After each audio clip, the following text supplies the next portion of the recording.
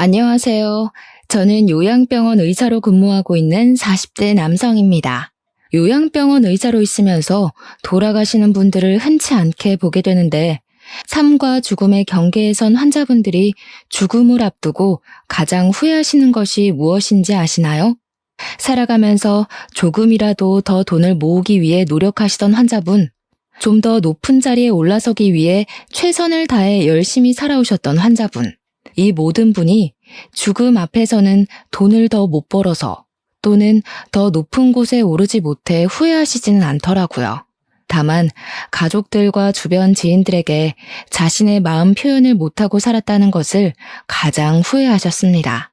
좀 더 강하게 자랐으면 하는 마음에 눈에 넣어도 아프지 않을 사랑하는 자식들에게 모진 말을 하고, 말하지 않아도 자신의 마음을 다 알아줄 것이라는 생각에 옆에 있는 가족에게 사랑한다는 표현을 못하고, 돈을 한 푼이라도 더 벌기 위해 가족과 따뜻한 시간을 가지지 못했던 과거가 후회된다고들 많이 하세요. 그런 모습을 자주 보았던 터라 저는 제 주변의 가족들과 조금 더 시간을 보내고 고맙다는 말이나 사랑한다는 표현을 많이 하려고 노력하고 있답니다. 환자분들을 보면서 사랑하는 가족이나 소중한 지인들이 한순간에 떠나기 전에 제 마음 표현을 충분히 하는 것이 정말 중요하다고 느껴요. 제가 이런 이야기를 서두에 하는 이유는 저에게는 아주 고마운 분이 한 분 계시는데 이제는 그분을 보고 싶어도 볼 수가 없습니다.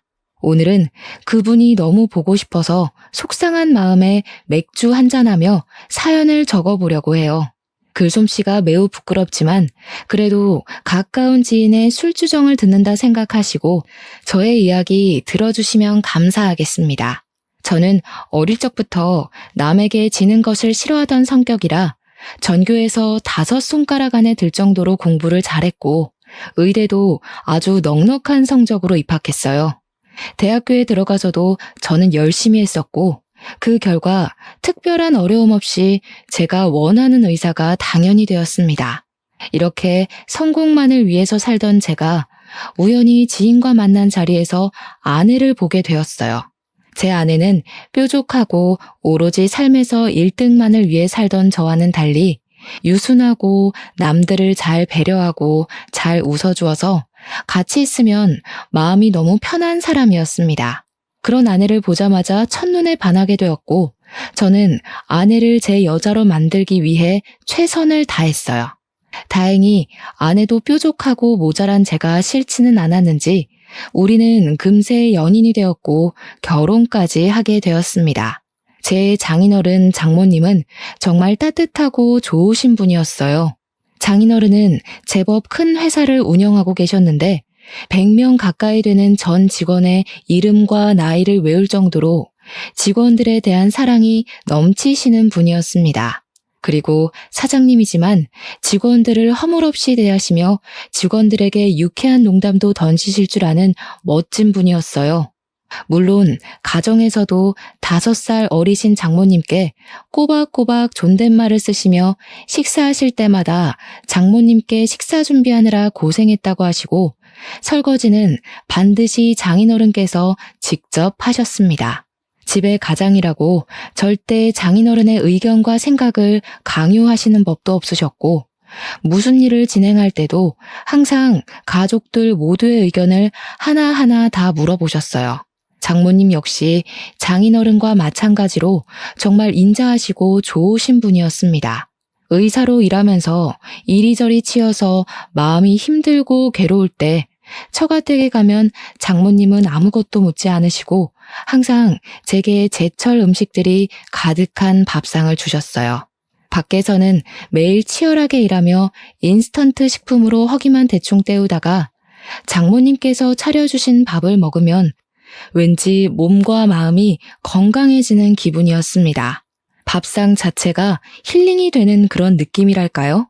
제가 생각하는 장모님은 지치고 바쁜 삶에 듬직하고 아낌없이 주는 나무 같은 분이셨습니다.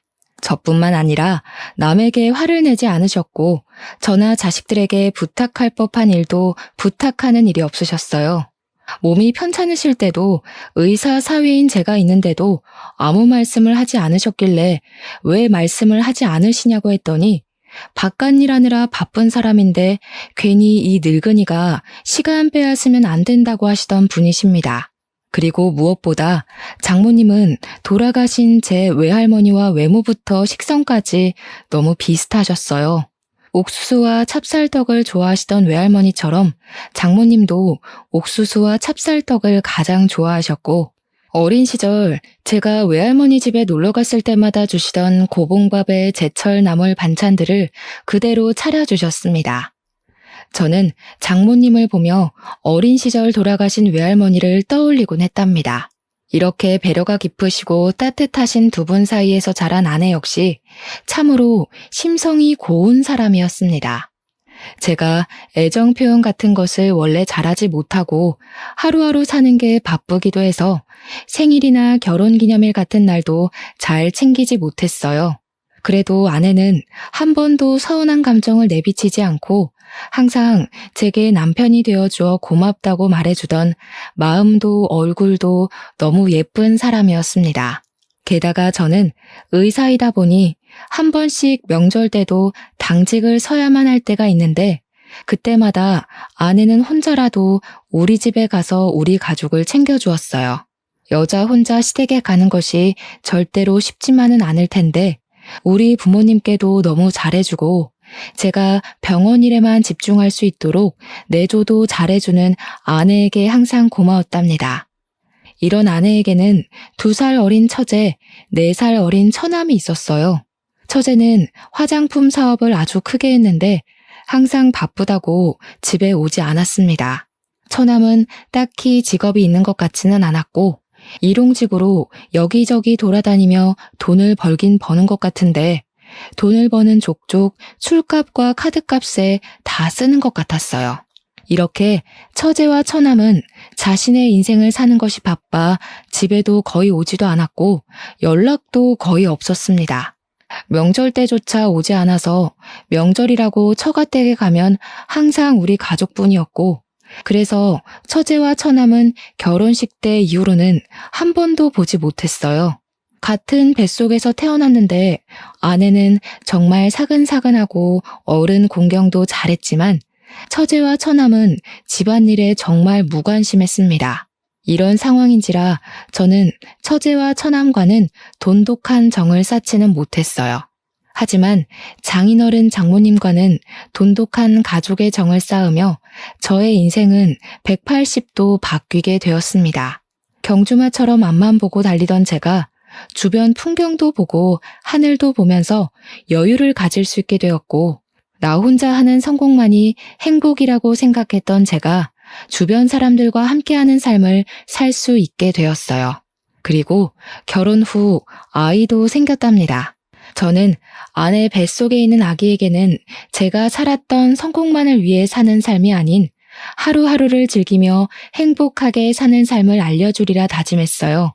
이렇게 하루하루를 즐기며 행복하게 살아가던 어느 날 평소처럼 병원에 출근했는데 아내한테 전화가 왔습니다.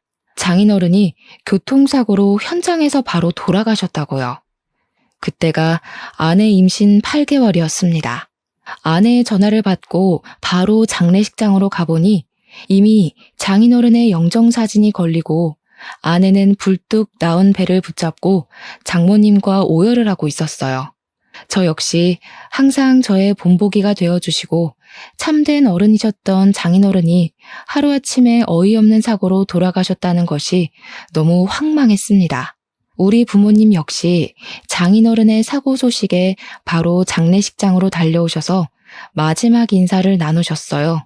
부모님은 너무 좋으신 분이었는데 이렇게 갑자기 돌아가신 게 너무 안타까우시다며 눈물을 보이셨습니다.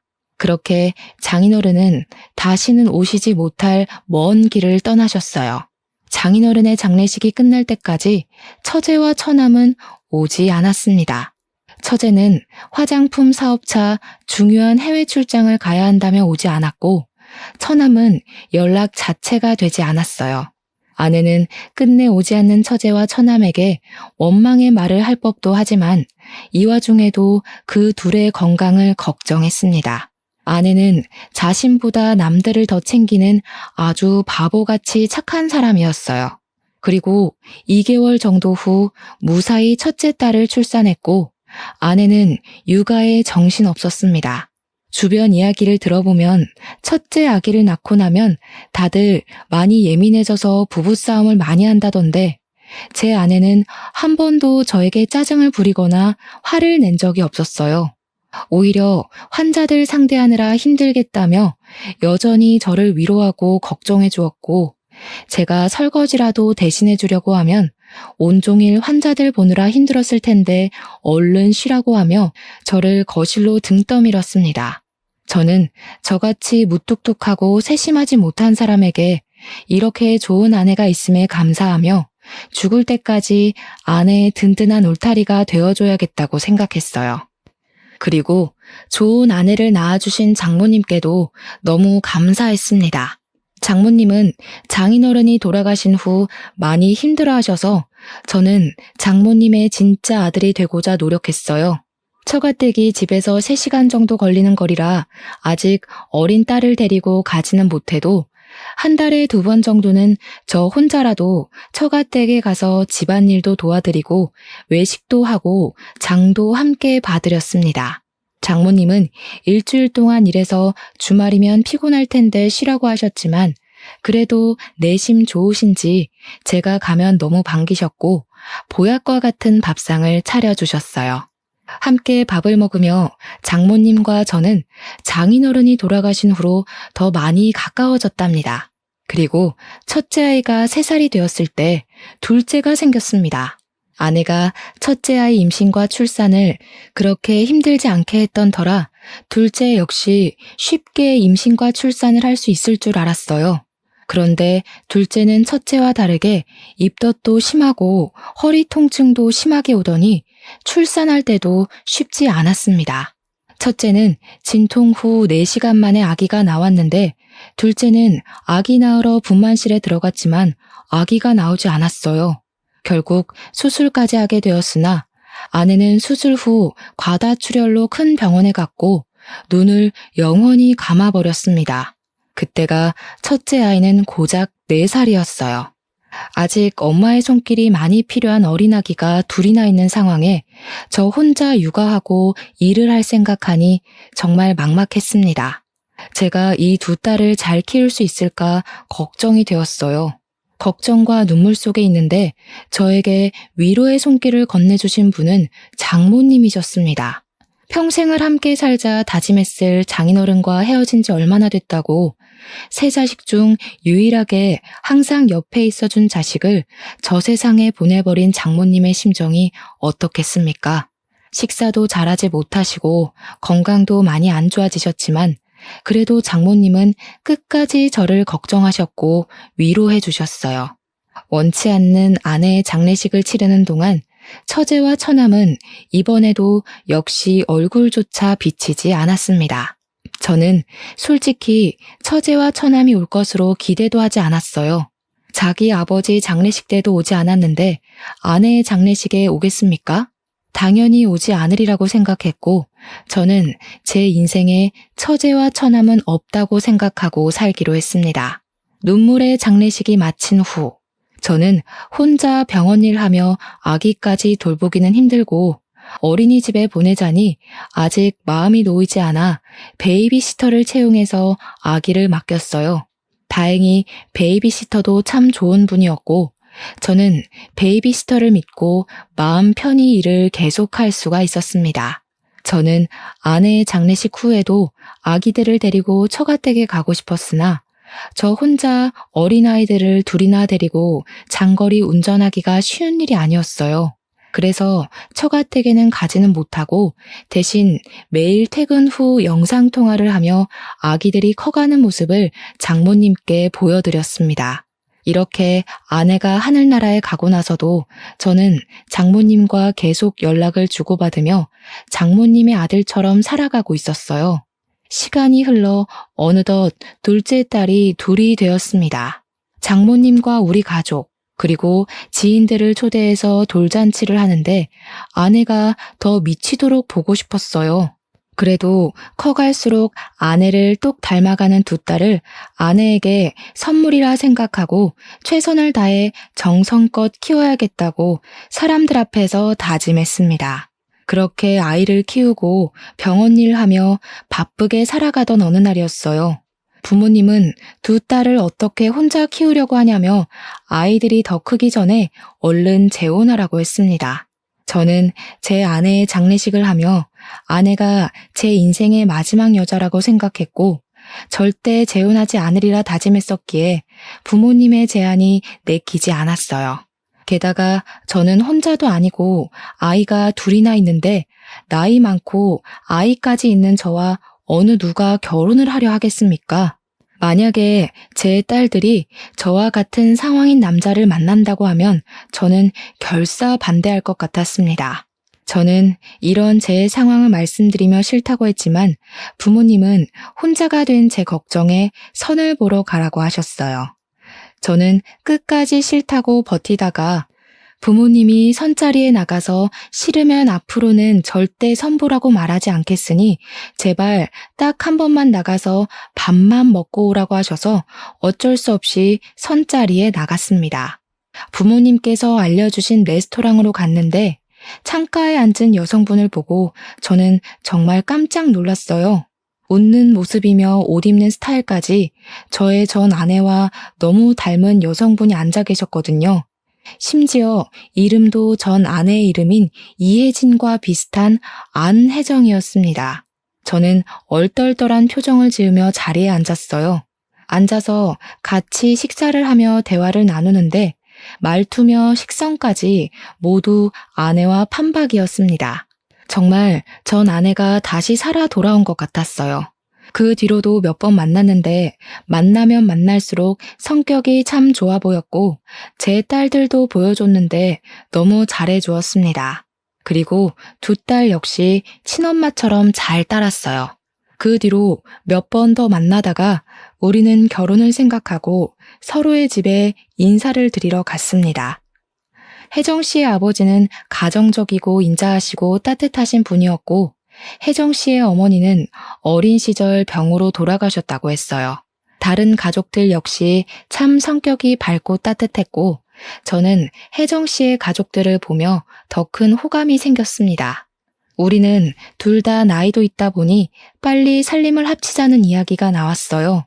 매일 하던 영상통화도 왠지 모르는 죄책감에 전화하지 못했고 그래서 장모님께 전화를 드리는 횟수가 일주일에 한 번, 한 달에 한 번까지 줄어들게 되었습니다. 그러다가 연락이 자연스럽게 끊겼고 저는 혜정 씨와 재혼을 해서 우리 아이들과 새로운 가정을 꾸리게 되었어요. 그렇게 몇 년이 지났습니다.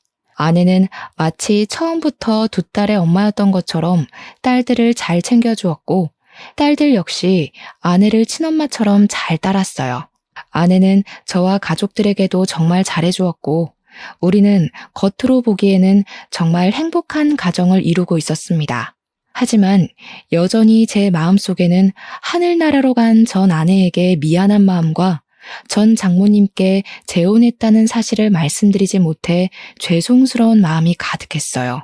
이렇게 행복함과 죄책감 사이에서 살아가던 저는 오랫동안 일하던 병원을 떠나 새로운 곳으로 가게 되었습니다. 그 병원은 집과도 더 가까웠고 월급도 꽤 많았으며 복지도 좋은 곳이었어요. 새로운 병원에 처음으로 출근한 날 수간호사님께 입원한 환자들에 관한 이야기를 듣는데 전 장모님과 성함, 나이가 같으신 분이 계셨습니다. 그분의 진료 차트를 보는데 뭔가 가슴이 쿵 내려앉는 기분이었어요. 저는 수간호사님께 이분은 어쩌다가 요양병원에 오셨는지 어디가 편찮으신지 물었습니다. 수간호사님은 전 장모님이 타 병원에서 치매 전 단계라고도 볼 수 있는 경도인지장애 진단을 받으셨다고 해요.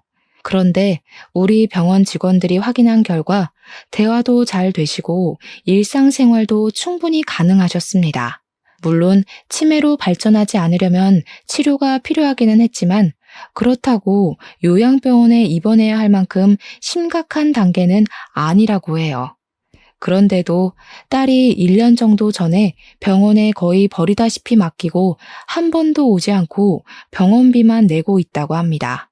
직원들이 연락해도 그냥 알아서 해달라고 하고 전화를 끊어버린다고 해요.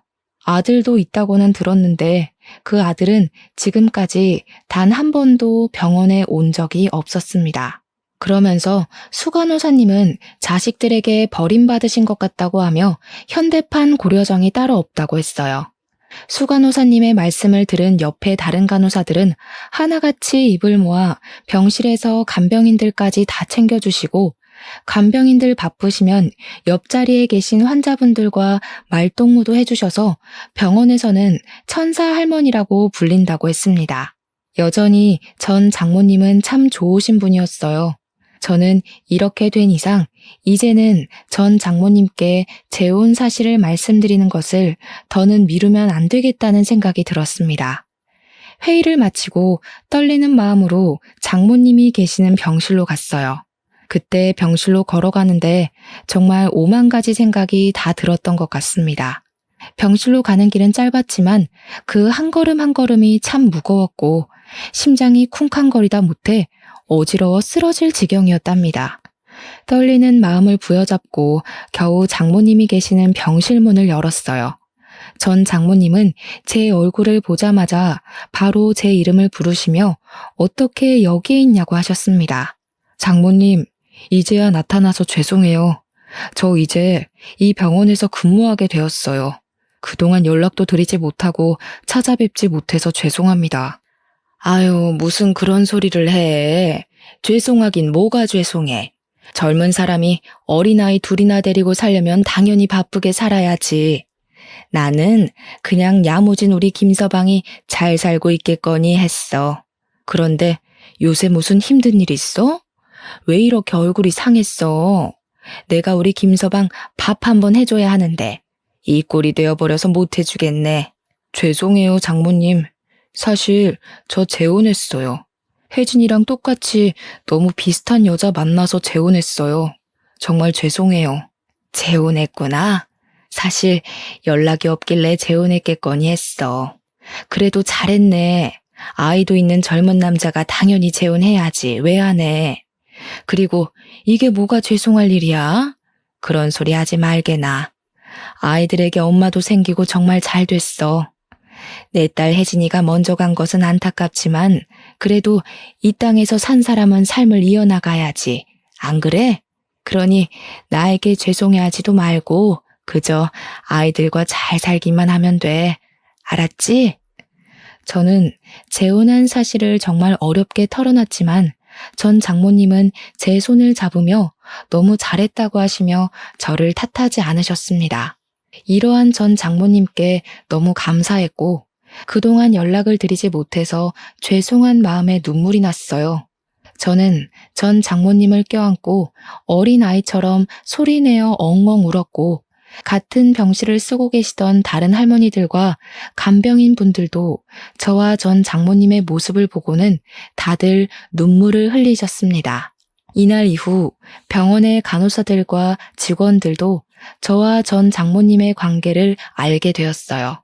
그 뒤로 저는 수시로 전 장모님께 들려서 건강 상태도 확인하고 말벗이 되어드렸습니다. 그리고 주말에는 아이들도 병원에 오게 해서 아이들의 진짜 외할머니이자 전 장모님을 뵙게 했고 저의 아내도 보여드렸어요. 제 아내는 본인의 어린 시절 엄마가 병으로 돌아가셔서 엄마의 정을 느끼지 못하며 살았는데 포근하고 따뜻한 전 장모님을 보니 너무 좋다고 했습니다. 전 장모님 역시 어머니의 딸 혜진이와 쏙 빼닮은 제 아내를 보며 딸이 생각나 눈물이 난다며 눈물을 글썽이셨어요. 그 뒤로 저의 아내는 너무 고맙게도 전 장모님인 어머니를 수시로 찾아가 어머니의 말동무가 되어주었고 저는 그런 아내에게 너무 고마웠습니다. 전 장모님 역시 저를 볼 때마다 너무 좋은 여자 만났다며 아이들에게 좋은 엄마를 만들어줘서 고맙다고 하시며 딸이 하늘에서 아주 기뻐할 것 같다고 하셨어요. 전 장모님의 말씀을 들으며 혜진이는 지키지 못했지만 두 번째 아내는 반드시 평생 함께하며 지켜주리라 다짐했네요. 날씨가 좋은 어느 쉬는 날이었습니다. 주말이라면 당연히 가족들과 시간을 보냈겠지만 평일이라 아이들은 어린이집과 학교에 가고 아내도 개인적인 일이 있어서 저 혼자 시간을 보내게 되었어요. 저는 아침부터 혼자 무엇을 하며 시간을 보낼까 하다가 전 장모님 댁에 가보기로 했습니다. 병원에만 계시는 전 장모님께 한평생을 살아오신 집 사진을 보여드리면 좋아하실 것으로 생각했거든요. 몇 년 만에 갔지만 여전히 동네는 한적하고 참 좋았습니다. 그런데 동네는 그대로인데 전 장모님 댁 대문은 뭔가가 묘하게 달라졌어요. 대문의 색도 달라지고 대문도 바뀐 것 같은 것이 뭔가 이상했습니다. 대문을 살짝 열어보니 전 장모님 댁 안에 생전 처음 보는 모르는 할아버지가 계시는 것이 아니겠어요? 할아버지는 저를 보며 누구냐고 물었고 저는 이 집의 사위였는데 할아버지는 누구시냐고 물었습니다. 할아버지는 내가 이 집의 주인인데 무슨 소리냐고 하셨어요. 그러면서 이전 주인이 집을 헐값에 내놓아서 지금 여기서 살고 있다고 하셨습니다. 저는 이게 다 무슨 말씀인가 싶어서 옆집으로 가봤어요. 옆집은 전 장모님이 이 집에 처음으로 시집 올 때인 20대 시절부터 쭉 알고 계시던 할머니께서 살고 계셨습니다. 다행히 옆집 할머니는 이사가지 않고 여전히 계셨고 저는 할머니께 그동안 있던 일들을 들을 수 있었어요. 아주 오랜 시간 동안 한 번도 집에 찾아오지 않던 전 처제와 전 처남이 1년 정도 전에 갑자기 찾아와서는 전 처제는 사업 자금이 필요하고 전 처남은 밀린 카드값을 내야 한다며 돈을 달라고 찾아왔었다고 합니다. 전 장모님은 여태껏 한 번도 오지 않더니 돈 달라고 오는 게 무슨 경우냐며 줄 돈 없다고 하셨지만 전 처제와 전 처남은 집 팔고 땅 팔고 돈을 내놓으라고 뒤집어 엎고 한바탕 난리를 쳤다고 해요. 얼마나 난리를 쳤던지 온 동네에 돈을 요구하는 막대 먹은 전 처제와 전 처남의 목소리가 다 들렸고 동네 사람들이 다 와서 말릴 정도였다고 합니다. 그런데 이렇게 횡포를 부리는 것이 하루 이틀이 아니었다고 해요. 처음에는 한 달에 한 번꼴로 오던 전 처제와 전 처남은 점점 돈이 궁해지자 매주 왔고 나중에는 아예 집에 눌러 살며 전 장모님을 그렇게 못살게 굴었다고 합니다. 결국 전 장모님은 동네 사람들에게 민폐라며 집과 땅을 다 팔아 그들에게 돈을 주었다고 해요. 이때 전 장모님이 자식들의 행패에 충격을 받으셔서 그런지 자꾸 깜빡깜빡 하셨고 그 모습을 보았던 전 처제가 병원 진료를 받게 했다고 합니다. 병원에서는 치매 초기 단계라고 진단을 했지만 20대 때부터 계속 봐왔던 옆집 할머니는 잠시 충격이 있어서 그랬지 평소 생활은 아주 멀쩡했다고 해요. 심지어 옆집 할머니보다 더 기억력도 좋으시고 멀쩡했는데 전 처제는 치매라고 하며 요양병원에 강제로 입원시켜버렸습니다. 그렇게 요양병원에 간 뒤로는 연락이 끊겨버렸대요.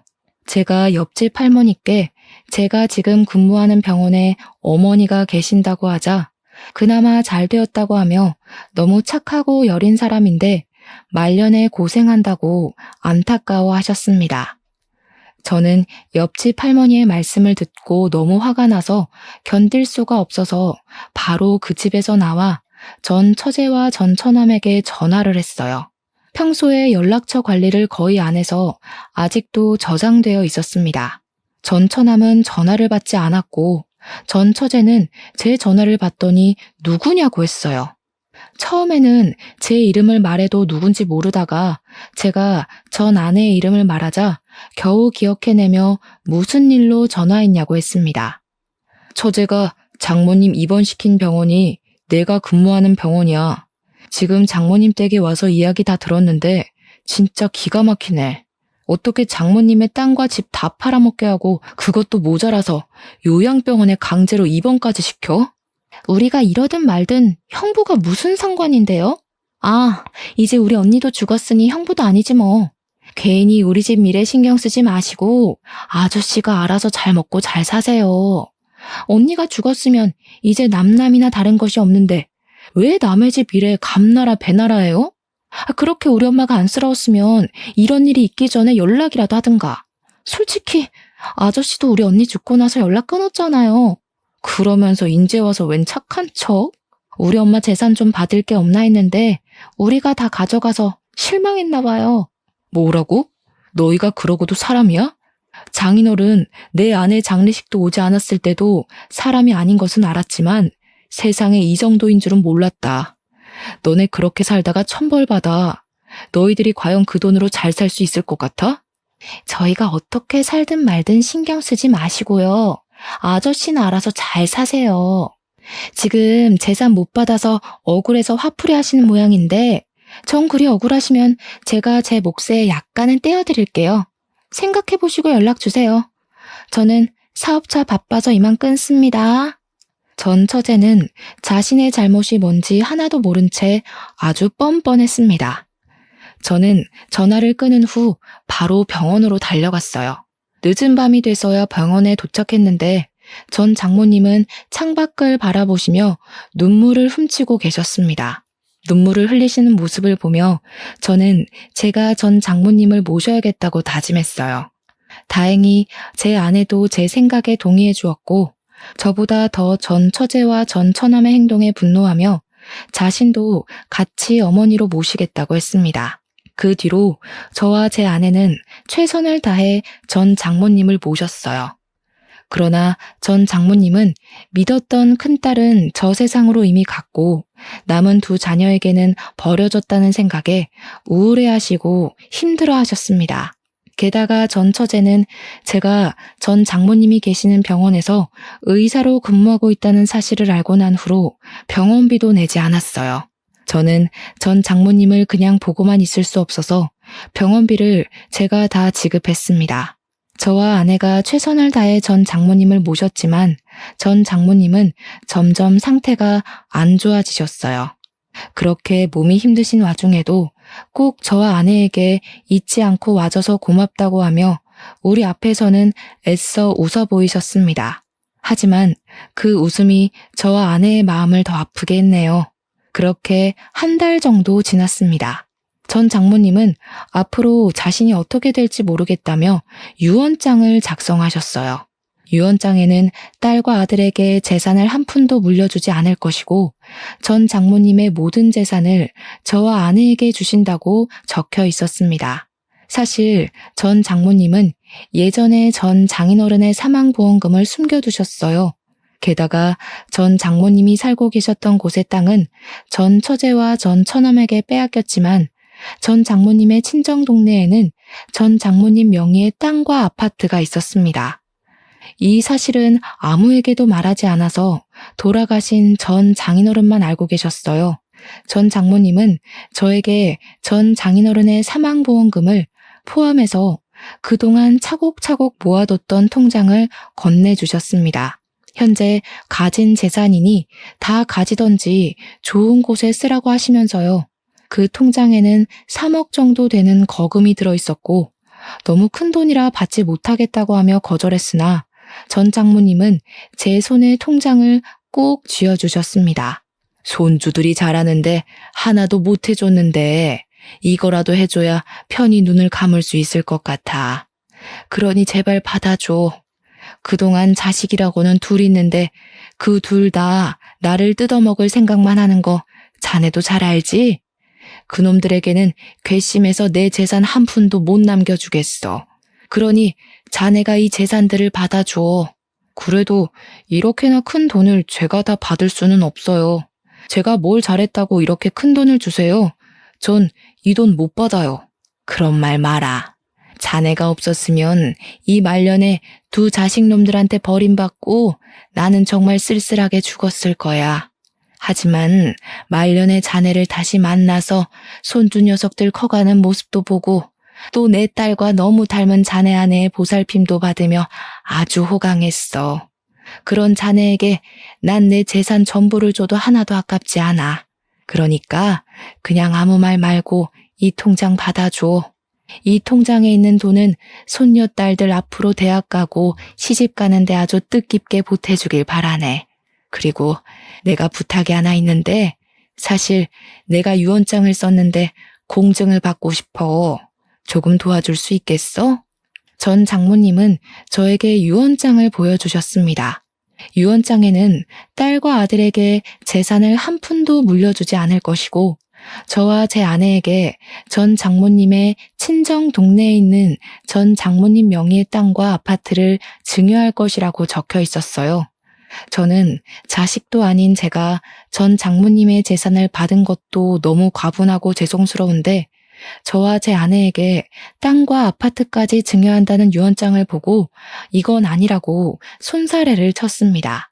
내가 자식 농사를 잘못 지어서 혜진이는 잘못되고 두 놈은 아예 연을 끊고 살려고 하는데 내 재산을 어떻게 그들에게 넘겨. 내 자식은 오로지 혜진이 그리고 자네와 자네 가족뿐이네. 그러니 그냥 어머니 아니지 할머니가 주신 재산이라 생각하고 그냥 받아주게. 이 늙은이의 마지막 부탁이네. 전 장모님은 끝내 저와 아내에게 땅과 아파트까지 증여하시겠다는 유언장까지 넘겨주셨습니다. 저는 전 장모님의 끝없는 사랑에 몸둘 바를 몰랐고 전 장모님의 부탁으로 유언장 공증까지 받았어요. 그리고 며칠이 지났습니다. 저는 평소처럼 병원에서 근무하고 있는데 전 장모님이 화가 잔뜩 나서 어딘가로 전화하고 계셨어요. 무슨 일인가 하고 보니 요양병원에 버리다시피 하고 금전적인 상황이 되는데도 병원비조차 부담하려 하지 않던 전 처제가 뜬금없이 전화해서는 전 장인어른의 사망보험금을 달라고 했다는 것입니다. 뻔뻔스러운 전 처제의 요구에 전 장모님은 화가 엄청 나셔서 자신의 모든 재산은 다 저에게 줄 것이라고 유언장까지 작성했다고 하며 화를 내시고 계셨어요. 전 장모님의 담당 의사인 저는 너무 화를 내시는 건 전 장모님의 건강이 걱정되어서 일단 전화를 끊으시라고 한 후 안정을 취할 수 있도록 도와드렸습니다.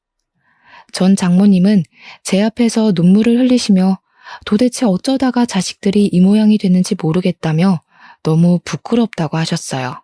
저는 전 장모님께 뭐라 드릴 말씀이 없어서 그저 손만 잡아드리며 감정이 진정되기를 기다렸네요. 그리고 다음 날이 되었습니다. 평소처럼 병원에 출근하며 전 장모님을 뵈러 갔는데 평소에는 차분하시던 전 장모님이 저를 보자마자 유언장이 사라졌다고 하시며 큰일 났다고 하셨어요. 혹시나 하는 마음에 CCTV를 확인해 보니 전 장모님이 저녁에 산책을 가신 사이에 전 처제와 전 처남이 유언장을 훔쳐갔더라고요. 이 모든 장면이 CCTV에 찍혔고 저는 혹시 몰라 이 장면을 제 핸드폰과 컴퓨터에 저장해 놨습니다. 그리고 전 장모님은 다시 유언장을 작성했고 공증을 받고서는 저에게 맡기셨어요. 그 뒤로 3개월 정도가 흘렀고 전 장모님은 여전히 병원에 계셨습니다. 하루하루 건강이 악화하셨지만 저와 제 아내 앞에서는 항상 밝게 웃으시려 하셨어요. 그러던 어느 날 밤 집에서 잠을 자는데 꿈에서 전 장모님이 나타나셨습니다. 전 장모님이 우리 집까지 오셔서 환하게 웃으시고는 손을 흔들며 어디론가 가셨어요. 뭔가 느낌이 이상해서 눈을 뜨자마자 바로 병원으로 달려갔습니다. 전 장모님의 병실에 가보니 당직 의사가 전 장모님께 CPR을 하고 있었고 제가 도착했을 때 이미 전 장모님의 심장은 뛰지 않고 있었어요. 결국 이렇게 전 장모님도 가족들의 품으로 가셨고 제 아내가 빈소를 마련했습니다. 전 처제와 전 처남에게도 연락을 했지만 끝내 장례식장에 나타나지 않았어요. 장례식이 마친 후 다시 요양병원에 출근했는데 전 처제와 전 처남이 제가 일하는 병원으로 나타났습니다. 전 장모님 앞으로 땅과 아파트가 있던 것을 알고 있다며 자신들이 친자식이니 달라고 난리를 쳤어요. 내가 당신들에게 돈을 줄 것 같아? 장모님이 너네 둘한테 유산 한 푼도 안 남긴다고 유언장까지 남기셨어. 그런데 내가 어떻게 당신들에게 돈을 넘겨줘? 장례식장에도 안 오고 장모님이 어떻게 되시든 말든 신경도 안 썼던 주제에 어디서 인제 와서 뭘 잘했다고 돈 달라고 큰 소리야? 네가 뭔데 우리 집 재산을 가져가? 너 착한 우리 엄마 깨어서 우리 집 재산 꿀꺽 하려는 거지? 이 사기꾼. 넌 내가 가만 안 둬. 장모님이 착하고 좋으신 분인 것을 아는 사람이 살아계실 때 한 번도 안 나타났냐? 자식이 자식다워야 재산도 물려주지. 장모님이 그러더라. 너네한테 절대 돈 한 푼도 빼앗기지 말라고. 저와 전 처남의 대화를 들은 간호사들, 전 장모님과 같은 병실에 있으며 모든 상황을 알고 있던 다른 환자들은 전 처남과 전 처제의 뻔뻔함을 보고 욕하고 난리가 났습니다.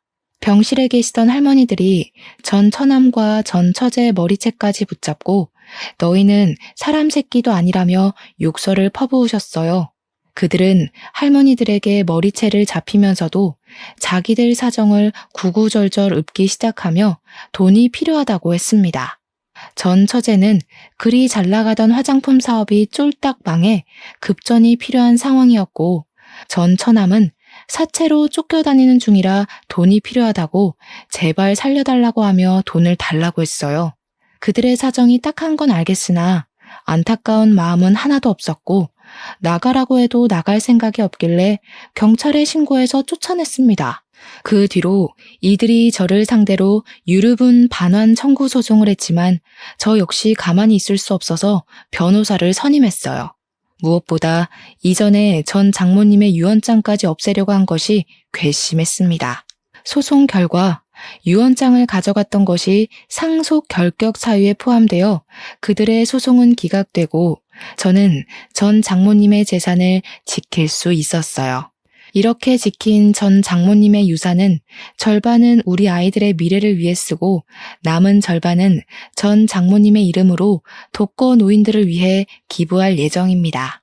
이 모든 일이 있고 난 뒤에 전 처제의 이야기를 우연히 들을 수 있었어요. 전 처제는 사업을 키우며 일하느라 가족들도 무시하고 바쁘게 살았지만 결국 사업이 망해 직원들에게 입금을 주지 못하고 이런저런 복잡한 사정으로 사기죄에 횡령죄까지 추가되어 결국 많은 채무를 떠안고 감옥에 갔다고 합니다. 전 처남은 사채로 쫓겨다니며 산다고 들었는데 어디서 살았는지 죽었는지도 몰랐어요. 그러다가 2달 정도 전에 술 약속이 있어서 집 근처 번화가의 지하철역 근처에 갔는데 거기에 아주 낯익은 사람이 길바닥에 앉아 돈을 구걸하고 있었습니다. 자세히 보니 전 처남이더라고요. 제가 10,000원짜리를 주었더니 전 처남이 제 앞에 무릎을 꿇으며 감사하다고 하고 저를 올려다 보았습니다. 전 처남은 저를 빤히 보더니 이내 눈빛이 변하고 고개를 획 숙였어요. 부모 형제 다 저버리고 돈 욕심만 내더니 결국 이렇게 노숙자가 됐네. 꼴이 이게 뭐야? 그러니까 평소에 잘 좀 살았어야지. 부모님이 살아계실 때 한 번이라도 더 찾아뵙지 그랬니? 지금부터라도 열심히 살아봐. 뭐 남들처럼은 못 살아도 이런 거짓꼴은 면할지도 모르잖아. 전 처남은 제 말에 고개를 푹 숙이더니 엉엉 울었습니다. 저는 눈물을 흘리며 우는 전 처남을 뒤로하고 제 갈 길을 갔고 그 뒤로는 번화가 그 어디에도 보이지 않더라고요. 어제는 가족들과 함께 전 장인어른, 전 장모님, 그리고 전 아내가 모두 다 함께 있는 납골 땅에 다녀왔습니다. 저의 전 아내가 드디어 한자리에 만났으니 하늘에서는 아무 고민 걱정 없이 편하게 살았으면 좋겠네요. 또한 이러한 저의 모든 상황을 이해해주고 저의 2딸을 자신의 친딸처럼 잘 키워주고 있는 저의 아내에게 너무 고맙다고 말하고 싶습니다. 저는 전 아내의 가족들을 만난 후로 매일매일 제 가족에게 고맙고 사랑하는 마음을 많이 표현하며 살려고 해요. 여러분도 나중에 후회하지 말고 마음 표현을 많이 하면서 살아가세요. 지금 옆에 있는 내 가족들, 소중한 사람들이 갑자기 한순간에 갑자기 떠날 수도 있음을 명심하면서요. 저의 사연은 여기까지입니다. 지금까지 들어주셔서 감사합니다.